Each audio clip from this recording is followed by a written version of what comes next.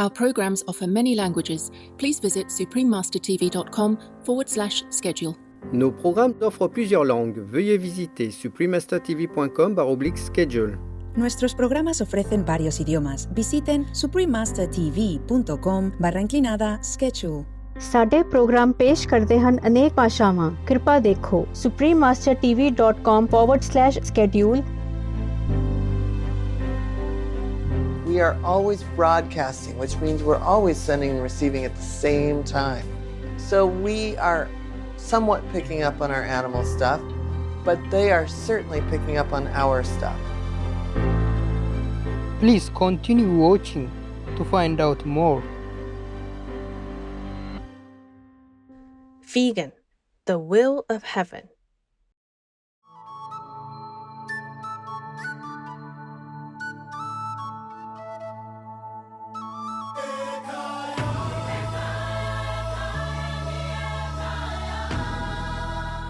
Marhaba means welcome in Tigrinya, a language spoken in Eritrea. Jovial viewers, I'm Adonai from the sun-filled country of Eritrea. I'm a strong and fit warthog person, as well as a happy herbivore. I love feasting on the root vegetables that I find, as well as the smorgasbord of other veggie delights. May you also enjoy the exquisite array of fruits and vegetables that our Mother Earth so lovingly provides us.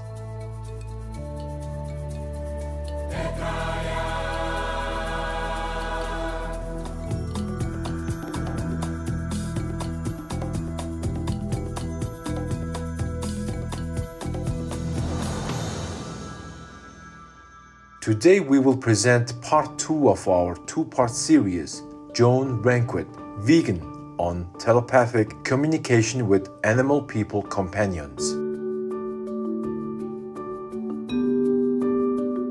Miss Joan Ranquet is an American animal people communicator, author and founder of the Communication with All Life University. In episode 1, we learned about telepathy and how she receives messages from us, animal folk, through pictures, words, and feelings.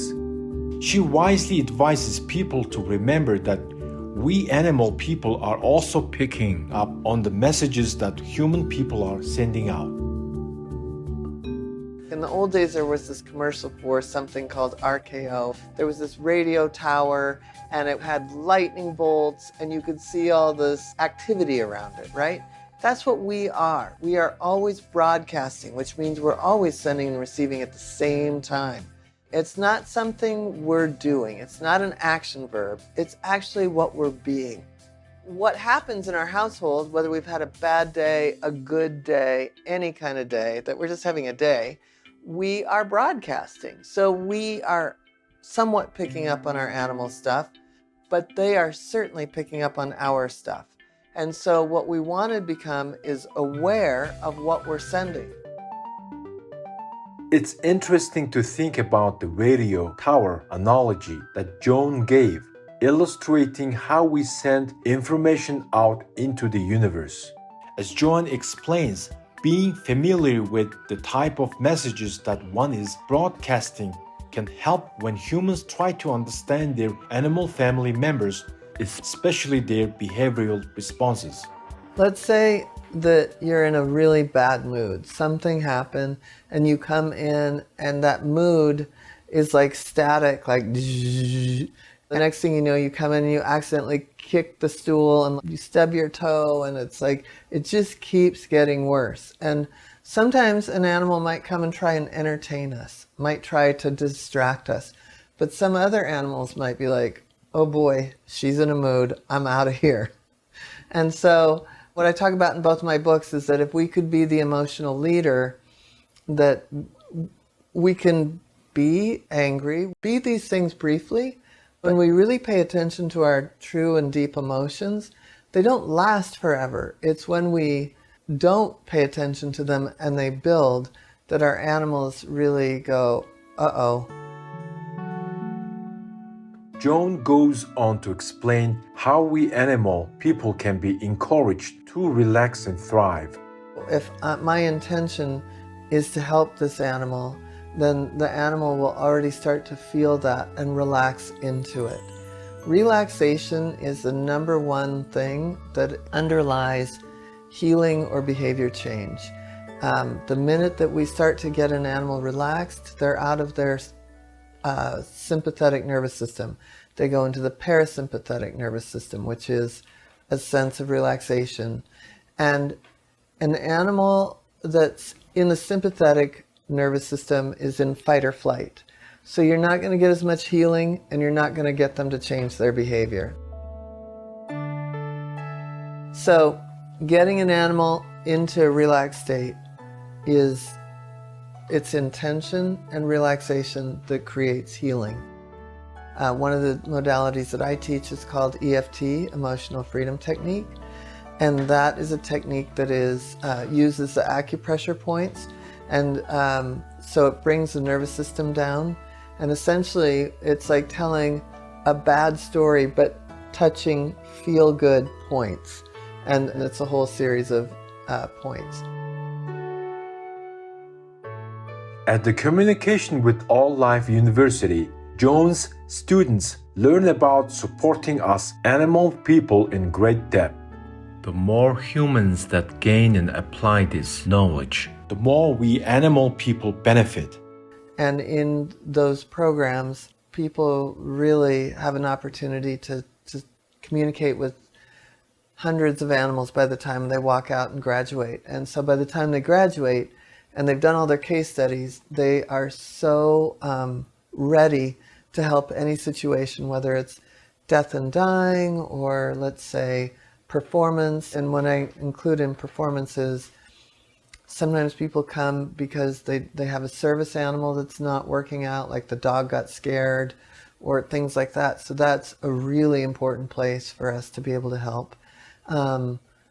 Let's say an animal's injured, we can do medical intuition and find out if there's more soft tissue damage. We can help before surgery. And sometimes our animals in our homes don't get along. So there's always that.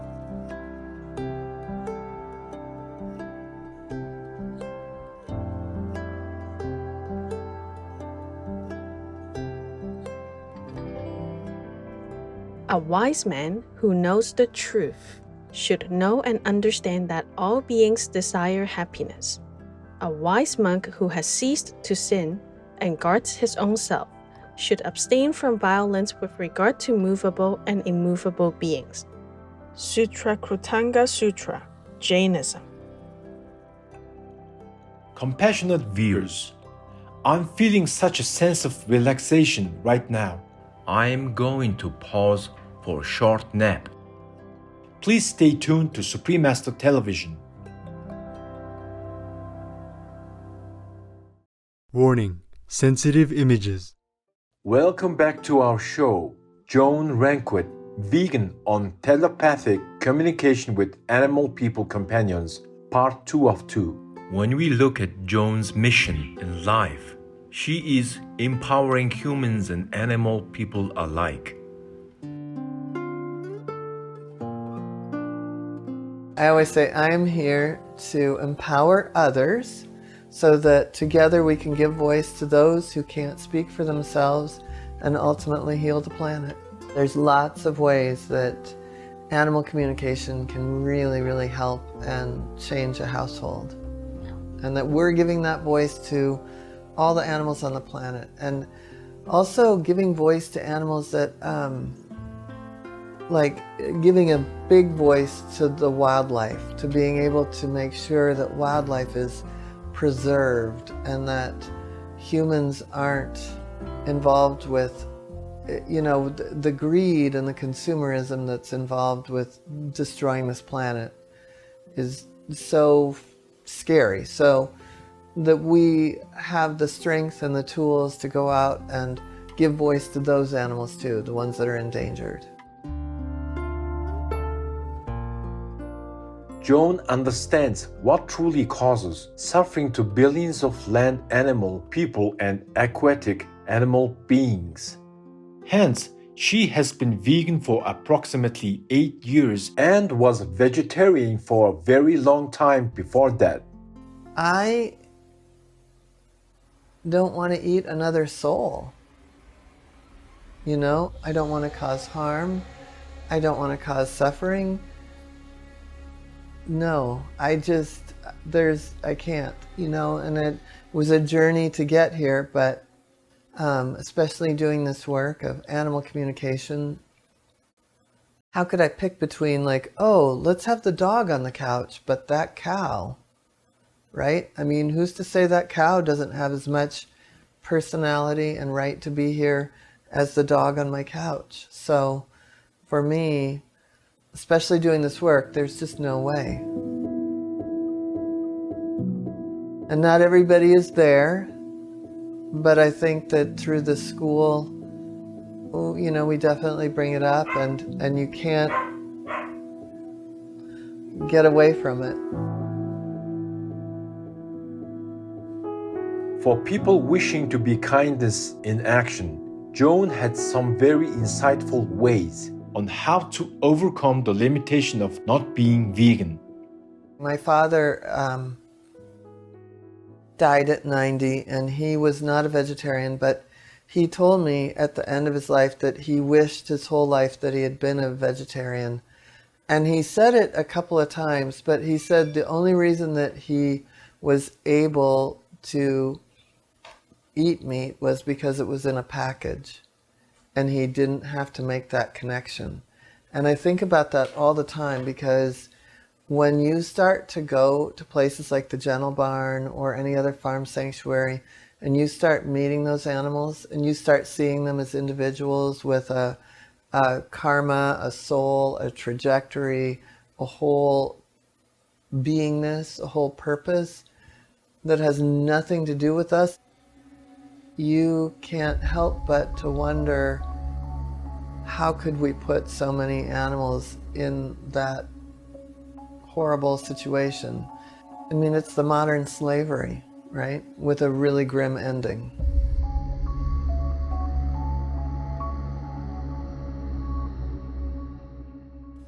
And I really hope that people start to make friends with cows and chickens and pigs and geese and sheep. The bright-hearted Joan had some lovely words that she shared with Supreme Master Ching Hai and her International Association members, as well as our viewers. I'm so moved by how many followers you have, and knowing that there are animal lovers that want peace and kindness and gentleness and generosity here on the planet. I'm so grateful for all of the viewers and people that you're associated with. I'm really honored and grateful to be able to connect. Yeah, I'm so impressed and so moved, and just thank you.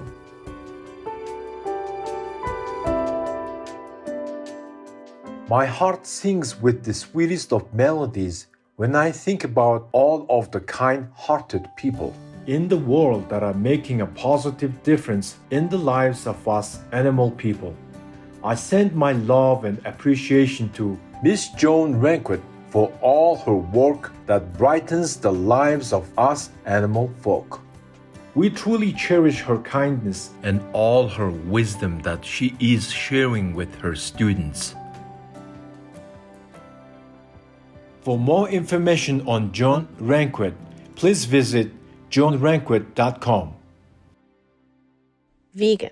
Imagine we live in a world where humans and animal people are just beaming with happiness and friendship towards each other. Compassionate viewers, it has been such a joy to have your company for today's show.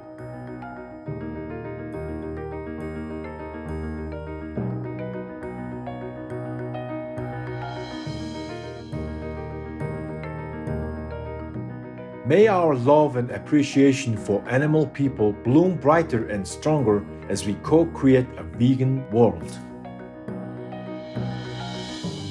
Our programs offer many languages. Please visit suprememastertv.com/schedule and suprememastertv.com/AW.